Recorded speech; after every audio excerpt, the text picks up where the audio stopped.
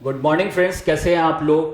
तो आज मैं आपको मिला रहा हूं मिस्टर लोकेश मित्तल से, जिन्होंने AIR 44 अचीव किया है। Many congratulations to Lokesh. Thank you कि सर, थैंक यू। इन्होंने यहाँ पर सबसे इम्पोर्टेंट पता क्या है, इन्होंने नवंबर 22 में जो फेलियर वहाँ पर मिला उनको, उससे वो बाहर आए और उन्होंने सीधा रैंक को वहाँ पर अचीव किया, अपने पूरे प्लान को एग्जीक्यूट किया और बहुत मोटिवेट होके उन्होंने वहाँ पर अपने जो भी स्टडीज़ हैं उसको किया, अपने सेल्फ मोटिवेशन जनरेट किया और उससे अपने टारगेट को अचीव किया। तो मैं आज इसलिए आपको इनसे मिला रहा हूँ कि इन्होंने अपने इस टारगेट को अचीव किया और अपने जो भी अंदर इंटरनल स्ट्रेंथ थी उसको वहाँ पर लेके आए और इस AIR 44 को अचीव किया। तो this is many congratulations to Lokesh, जो उन्होंने इस टारगेट को अचीव किया।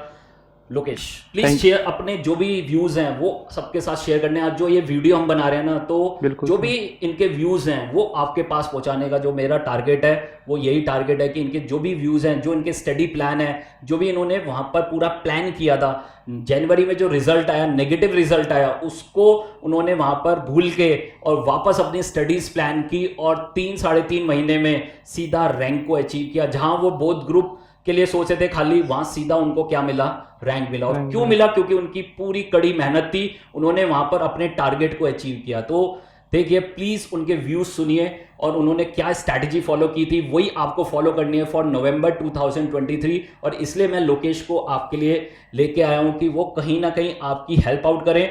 किस तरह से पूरा स्टडी, मैं तो बताता ही हूँ आपको कि कैसे करना है, बट आपको इनसे सुन के ज़्यादा अच्छा लगेगा क्योंकि उन्होंने उस चीज़ को फील किया है, उस चीज़ को अचीव किया है, तो वो ज़्यादा बेटरली आपको बता पाएंगे। तो देखिए लोकेश, सबसे पहले आप ये बताओ कि जब नवंबर 22 का रिजल्ट आया जनवरी में, तो यस सर। आपको कैसा लगा और उस चीज़ के कैसे बाहर आए और किस तरह से अपना पूरा 3.5 महीने का जो प्लान था, अबाउट 110 डेज का जो प्लान था, उसको कैसे टारगेट किया। तो प्लीज बताइए लोकेश। बिल्कुल सर, बिल्कुल। लाइक सर, नवंबर 22 को जब रिजल्ट आया जैन 23 में, तो ये है कि हाँ, बुरा लगता है कि हाँ लेकिन मैंने जब एग्ज़ाम दिए थे तो मेरे को पता था कि लाइक हाँ, ये था कि पास हो जाऊंगा, लेकिन ये नहीं था कि फेल हो जाऊंगा। तो इसके रिगार्डिंग दुख होता है कि हाँ चलो फेल होगा। लेकिन मैंने फिर 2 दिन का ब्रेक लिया, रिजल्ट आया तो मैंने 2 दिन का ब्रेक लिया। उसके बाद फिर मैंने दोबारा रीबैक किया और मैंने अपने जो कलीग्स थे उनसे बातें की, उनसे गाइडेंस ली। तो उनसे नेगेटिव थॉट्स को कैसे पीछे डाला वो और बताओ लोगों को, क्योंकि अभी रिजल्ट आया है, काफी लोग अभी नेगेटिव में जी रहे हैं और उनको वो अपना टाइम वेस्ट कर रहे हैं बेसिकली, क्योंकि अभी सिर्फ 110-15 डेज बचे हैं और अभी अगर वो 10-15 दिन और खराब कर देंगे तो अपने टारगेट को अचीव ही नहीं कर पाएंगे। सर, नेगेटिव थॉट्स लाइक ये है कि आप अवॉइड कर सकते हो अपने पेरेंट्स को देख के। हाँ, कि अब मैंने ये है तो अपने पेरेंट्स को देखा कि हाँ वो मेरे लिए इतनी मेहनत कर रहे हैं, और मैं अपनी बता सकता हूँ कि मैंने कैसे अपने नेगेटिव थॉट्स को अवॉइड किया। तो मैंने अपने पेरेंट्स को देखा कि हाँ वो मेरे लिए इतनी मेहनत कर रहे हैं, और मैं इस एक फेलियर की वजह से अपना आगे का फ्यूचर नहीं खराब करना चाहूँगा। तो मैंने वही अपना फिर 2 दिन का ब्रेक लेके वो चेक किया और उससे रीबाउंस किया। तो डेफिनेटली मुझे वही लगता है कि जो हमारे पेरेंट्स हैं वही हमारे लिए सेल्फ मोटिवेशन का काम करते हैं, बिल्कुल क्योंकि सर। वो हमारे लिए कुछ भी कर सकते हैं। मैं आपको बता रहा हूँ, वो हमारे लिए कुछ भी कर सकते हैं। अगर हम उनसे ये कहेंगे मुझे ये चाहिए, मुझे ये बैकअप प्लान चाहिए, मुझे ये चीज़ की रिक्वायरमेंट है, वो हर चीज़ के लिए हमारे लिए तैयार हैं। तो मैं हमेशा ये बोलता हूँ कि कोई भी सेल्फ मोटिवेशन से ही अपने आप को नेगेटिविटी से बाहर ला सकता है। कोई भी भारी मोटिवेशन की ज़रूरत नहीं है, कोई वीडियो देखने की ज़रूरत नहीं कोई है। ज़रूरत नहीं आपका है। क्या व्यू है जो ये बाहर की वीडियो आती हैं ज़बरदस्ती सेल्फ मोटिवेशन की जगह, वो ज़बरदस्ती अपनी मोटिवेशन थोप रहे होते हैं, पैनी कमा रहे होते हैं, डेली आ जाते हैं लाइव वहाँ पर और ज़बरदस्ती का मोटिवेशन बांट रहे होते हैं। तो क्या उसकी वैल्यू है अपनी स्टडीज़ में, या वो फालतू का आपका टाइम वेस्ट है? सर, मेरे अकॉर्डिंग लाइक मोटिवेशन अंदर से आती है, अपनी सेल्फ मोटिवेशन होती है। आपको वीडियोस देख के अपना टाइम वेस्ट नहीं करना चाहिए, क्योंकि एक्चुअली क्या होता है कि ना, जब आप स्टडी कर रहे हो ड्यूरिंग द अपनी एग्जाम लीव्स, तो क्या होता है कि आपके पास लिमिटेड टाइम होता है कि उसके अंदर आप वीडियोस देखोगे तो आपका माइंड डाइवर्ट हो जाता है कि लाइक हाँ मैंने उसकी वीडियो देखी तो उसके बारे में आप सोचते रहोगे। तो मैंने लाइक नवंबर 22 में जब मैं वीडियोस देखता था मोटिवेशन वीडियोस, तो ये होता जब मैं स्टडी करने बैठा तो मेरे दिमाग में वही घूमता रहता था कि हाँ उसने ये बोला था, ये मैं वीडियोस देखता था, तो इससे ये डिफरेंट आता तो सिंपल चीज़ है, जो क्रक्स यहाँ पर यही है कि इन वीडियोस से दूर रहना और अपने आप को सेल्फ मोटिवेट रखना है। अपने पेरेंट्स के बारे में सोचना है, अपने पेरेंट्स को जो आप वो खुशी देना चाहते हो। आपको कैसा फील हुआ जब ये AIR 44 आया? तो आपके पेरेंट्स को कैसा फील हुआ, आपको कैसा फील हुआ, एक बार जरूर सबके साथ शेयर करें लोकेश। बिल्कुल सर, बिल्कुल अच्छा लगता है AIR 44 आई। लेकिन एक्चुअली मैंने अपना एक्सपीरियंस बताऊँ रिजल्ट का, तो ये हुआ था कि मैंने सबसे पहले अपना रिजल्ट देखा कि हाँ मैं पास हो गया। फिर उसके बाद फिर मैंने अपना एआर चेक नहीं की थी, मेरे को नहीं था कि भाई एआर आ जाएगी, पता ही नहीं पता होता, ही नहीं किसी होता। को माइंड में ही नहीं होता। तो फिर मैंने अपने पेरेंट्स अब बताया मैं कि हाँ मैं पास हो गया हूँ, वो बहुत खुश हुए कि हाँ बेटा पास हो गया। फिर मैंने आशीर्वाद लिया, भगवान को थैंक यू बोला। उसके बाद फिर मैंने मेरे फ्रेंड को कॉल किया, हाँ मेरे हम दो फ्रेंड साथ पेपर दिए थे, तो उसको कॉल किया, हाँ वो भी पास हो गया। फिर मैंने उसके बाद में चलो रैंक चेक कर लेते हैं, क्या पता रैंक आ गई हो। तो फिर मैंने चेक किया, हाँ AR44 रैंक आई। फिर मैंने पेरेंट्स को बाद में फिर बताया, वो बहुत खुश हुए, हाँ बेटा बहुत बहुत तेरे को बधाई हो। उन्होंने पूरा कॉन्ग्रेचुलेट किया मेरे को। वो अलग ही फीलिंग होती है जब आपको अभी AR रिजल्ट के 44 बाद होते हैं। पेरेंट्स से मिलके आए हो अभी, या अभी तक नहीं मिले हो? नहीं नहीं, मैं अपना हर रिजल्ट अपने, मैंने फाउंडेशन हो, इंटरमीडिएट हो, फाइनल, मैंने अपना हर रिजल्ट चाहे फेलियर का हो चाहे AR का हो, मैंने अपना घर पे ही रिजल्ट देखा है पेरेंट्स के साथ ही। क्योंकि उनके चेहरे की जो फीलिंग होती है, यदि वो हम फेल हो जाते हैं तो उनको उदास होता है, तो उनका चेहरा देखने के लिए होता है, वही एक मोटिवेशन होता है कि हाँ उनका चेहरा मेरी वजह से उनको वो उदास हुए हैं, वो इतनी मेहनत कर रहे हैं और मैं उनको उदास कर रहा हूँ।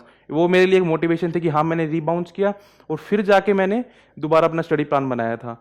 तो अब हमारा जो नेक्स्ट, जो सब लोगों के लिए सब लोग जानना चाहते हैं कि जो वो 3 महीने 3.5 महीने का जो प्लान था वो किस तरह से आपने एग्जीक्यूट किया, डे वाइज किस तरह से प्लान किया, क्या कोई टाइम टेबल बनाया था, या आप सिर्फ पढ़ते रहते थे और अपने आप ऑटोमेटिकली टाइम टेबल बनता रहता था? तो क्या स्ट्रैटेजी फॉलो की, किस तरह से सब्जेक्ट्स को टारगेट किया, अपने वीक एरियाज को कैसे टारगेट किया?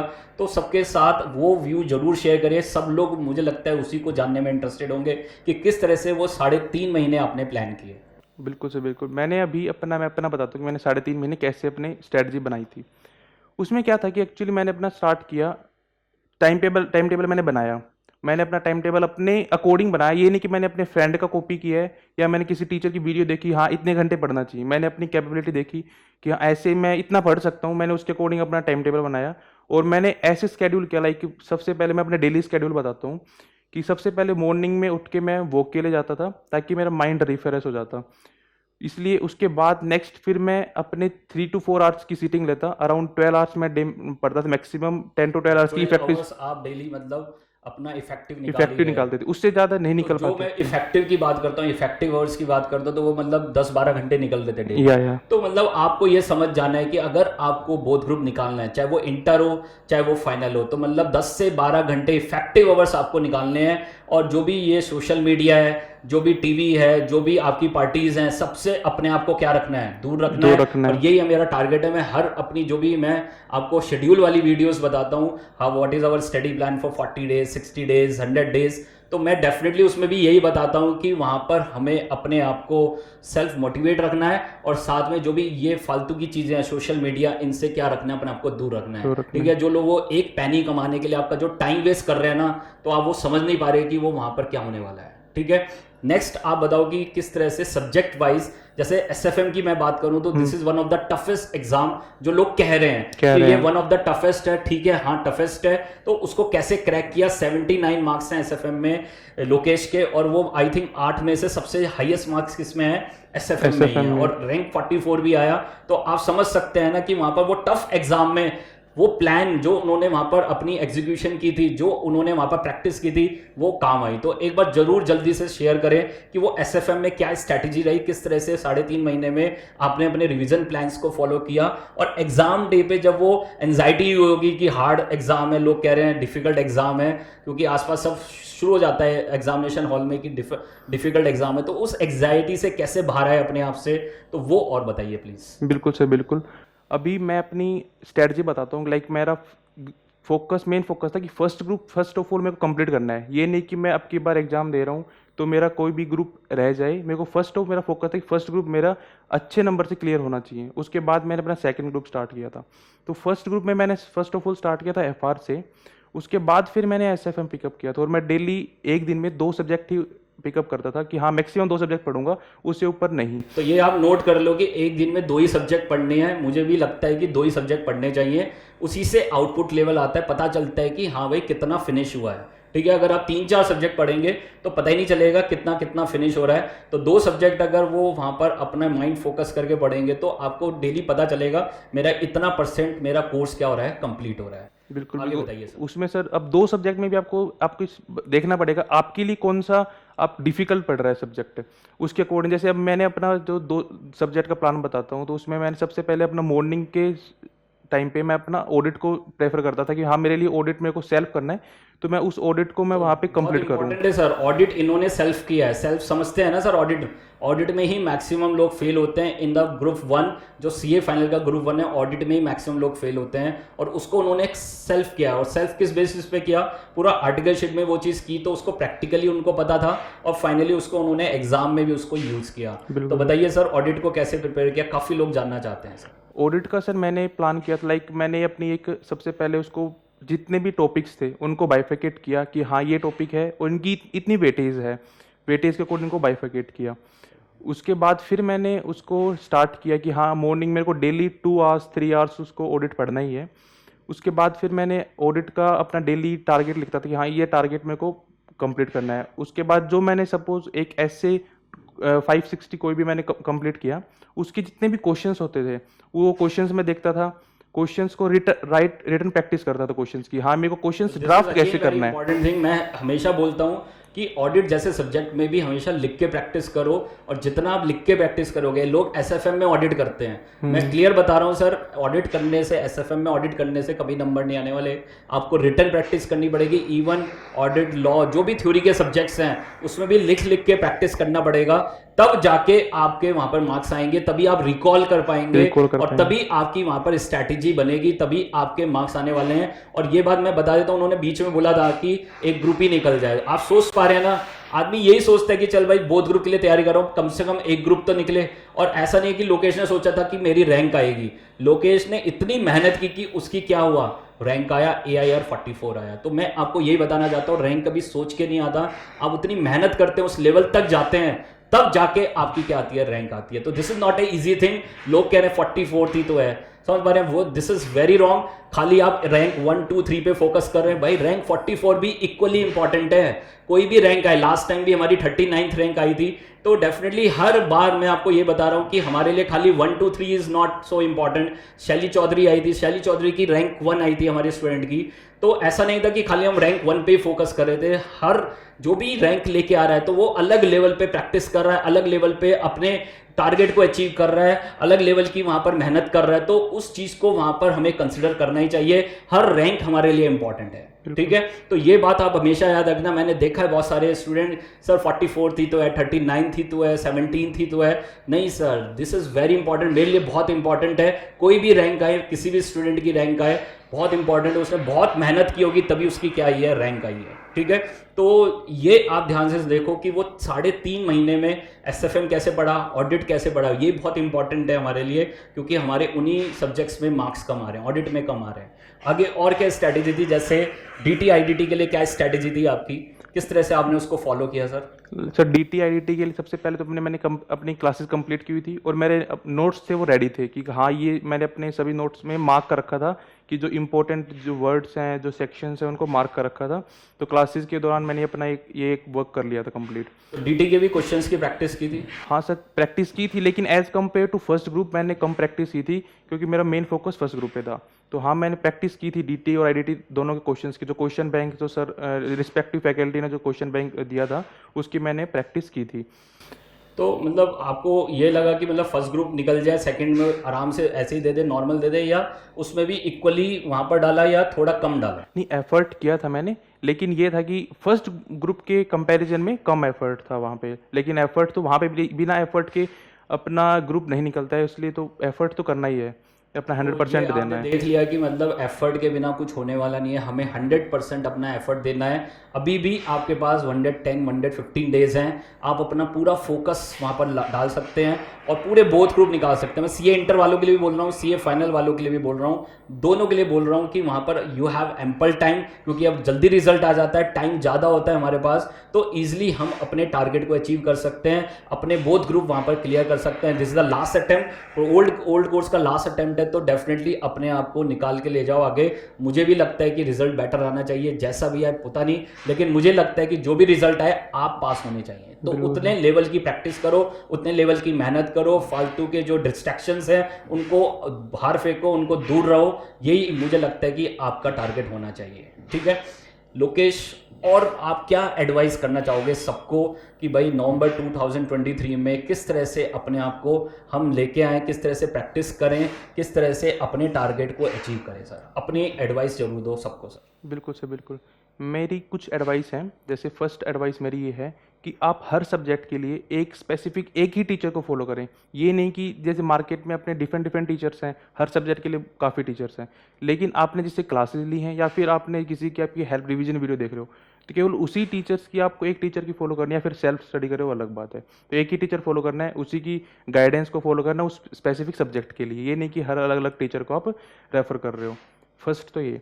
सेकंड, आपको फॉलो करना है कि आपको ना कंसिस्टेंट रहना है। ये नहीं कि आपने यदि आपको सपोज एक कंसेप्ट आ गया है तो इसका मतलब ये नहीं कि आपको 2 महीने बाद वो दोबारा रिकॉल हो जाएगा। आपको कंसिस्टेंटली उसको ना रिवाइज करना है। आपको तो कम कितने रिवीजन किए थे आपने? 3.5 महीने में कितने रिवीजन आपने किए थे? सबको बताएं सर। मैंने सर फर्स्ट ग्रुप के हर सब्जेक्ट के 3 रिविजन्स किए थे और सेकंड ग्रुप के 2 रिवीजन किए थे मैंने। तो मतलब ये आप समझ लो कि अगर आपको ग्रुप निकालना है तो कम से कम 3 रिवीजन चाहिए। तो पहला रिवीजन आई थिंक 10 डेज, हर एक सब्जेक्ट को 10 डेज दे रहे हैं, और फिर अगर बोथ ग्रुप हैं तो फिर वो टाइम कम हो जाएगा। कम हो जाता है। ये बात समझ लेना कि वो टाइम कम हो जाएगा।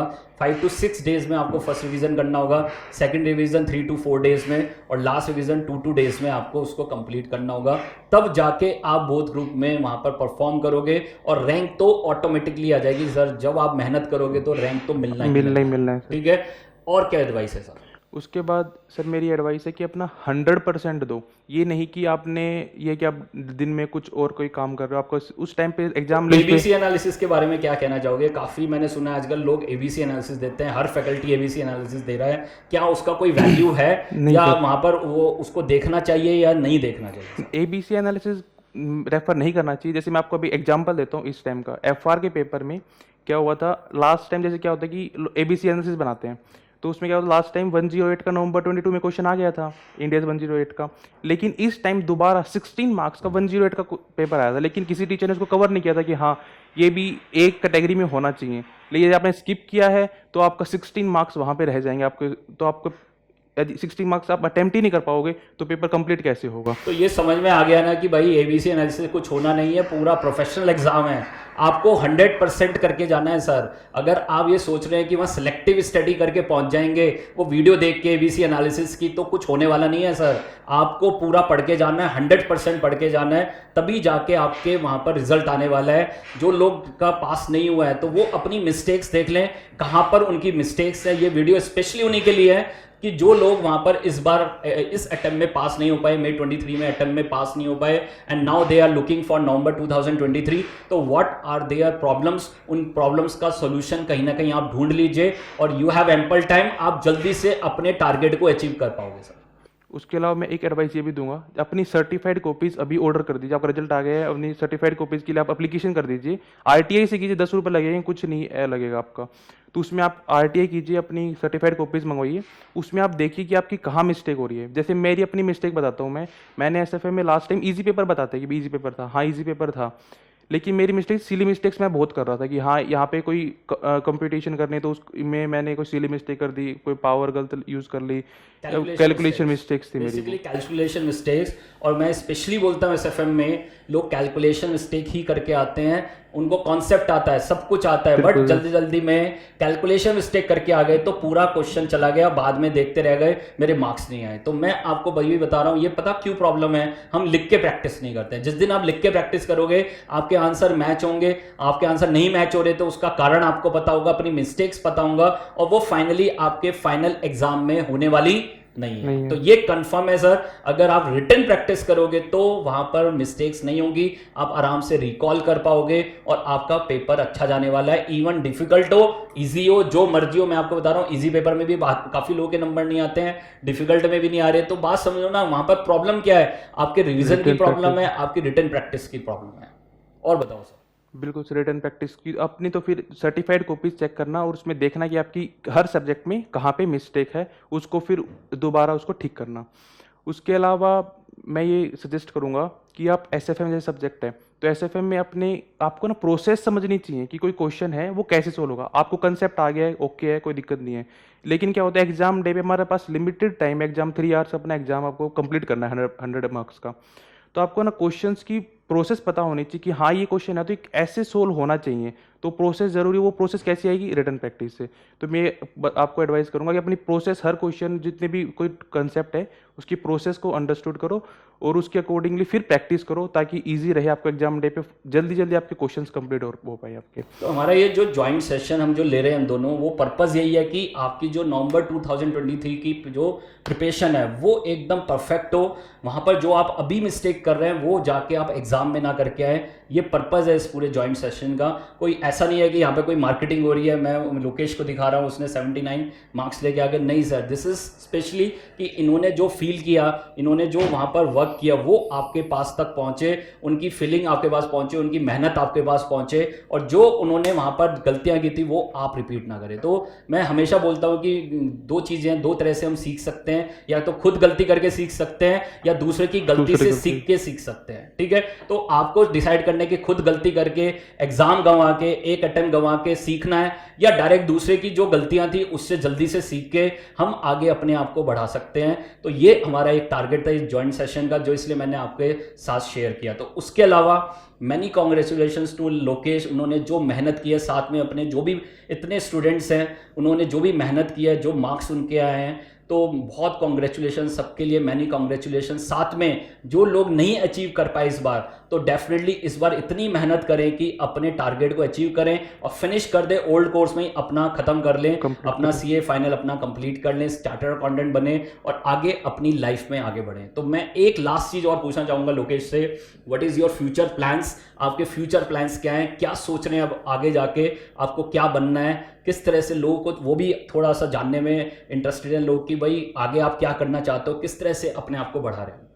सर फर्स्ट ऑफ ऑल अभी मेरा फ्यूचर प्लान यही है कि मेरे को अपने फर्स्ट स्टार्ट करना है, अपनी अभी जॉब करनी है next 1 to 3 years in consulting firm, like big start from the Big Four and get the exposure from there for like in the field of stat audit या advisory, in the field of indirect taxation, and then start my own practice with an in proprietorship या with in partnership with my friends. Definitely ये आपको समझ में आ गया कि finally आपको वहाँ पर प्रोप्राइटरशिप पे जाना है, अपना खुद स्टैंड लेना है। तो अभी शुरू में लर्निंग कर लो, 3-4 साल जॉब करो और फिर अपना सेल्फ डिपेंडेंस, अपना खुद का काम करें, सेल्फ प्रोप्राइटरी बिजनेस चलाएं, खुद अपने आप अपने को रिस्क लेना है और अपनी रिटर्न कमानी है। तो मैं हमेशा बोलता हूं कि वहाँ पर आप जो भी जॉब करते हैं ठीक है, शुरू के 3-4 साल 5 साल सीखें और उसके बाद उसको खुद अप्लाई करें, खुद अपना सेल्फ डिपेंडेंट बिजनेस, किसी और के ऊपर डिपेंडेंट ना हो, खुद अपना इंडिपेंडेंट बिजनेस अपना चलाना है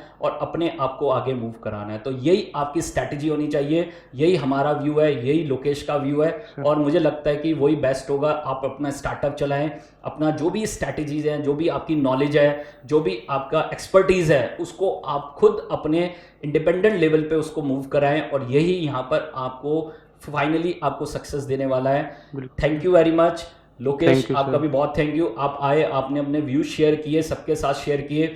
जिसको भी कोई भी क्वेश्चन क्वेरी है वो यहाँ पर चैट बॉक्स में लिख सकता है, तो डेफिनेटली लोकेश या मैं उसको डेफिनेटली आपके लिए आंसर करूँगा। उसके अलावा आप कुछ भी जानना चाहते हैं तो हमारे जो भी मेरा चैनल है SFM गौरव जैन, उस पर आप मुझे लिख सकते हैं, या मेरा नंबर है 8860017983, उस पर आप मेरे से बात कर सकते हैं, चैट कर सकते हैं। तो इवनिंग में मैं हमेशा अवेलेबल होता हूँ 8 to 9, तो कोई भी अगर आपकी क्वेरीज हैं तो आप वहाँ पर मुझे लिख सकते हैं, चैट कर सकते हैं, बात कर सकते हैं, फ़ोन कर सकते हैं। Thank you very much, wish you all the best, thank you very much. Thank you sir.